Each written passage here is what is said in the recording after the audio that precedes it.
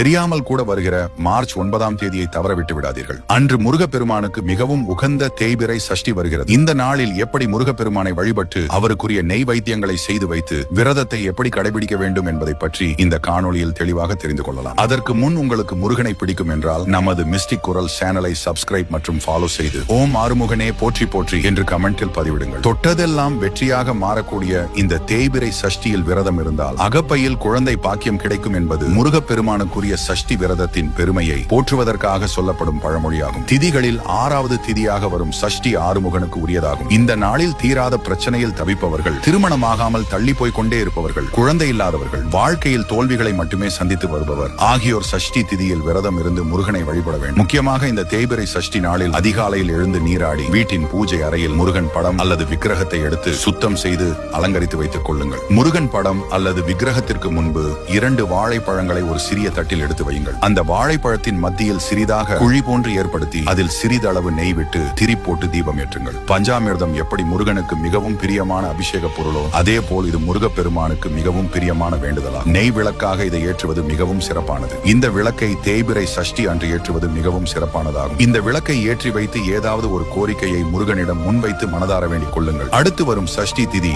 அன்று இதே போல் விளக்கேற்றி மற்றொரு வேண்டுதலை வைக்கலாம். இந்த விளக்கை நம்பிக்கையுடன் ஏற்றி வந்தால் வாழ்வில் பல மாற்றங்களையும் அதிசயங்களையும் முருகப்பெருமான் நடத்துவதை காணலாம். உங்களுக்கு முருகனை மிகவும் பிடிக்கும் என்றால் இந்த புனிதமான தகவலை அனைத்து முருக பக்தர்களுக்கும் பகிருங்கள். ஒரு நல்ல விஷயத்தை அனைவரும் தெரிந்து கொள்ளுங்கள். மறக்காமல் நமது சேனலை சப்ஸ்கிரைப் செய்து கொள்ளுங்கள்.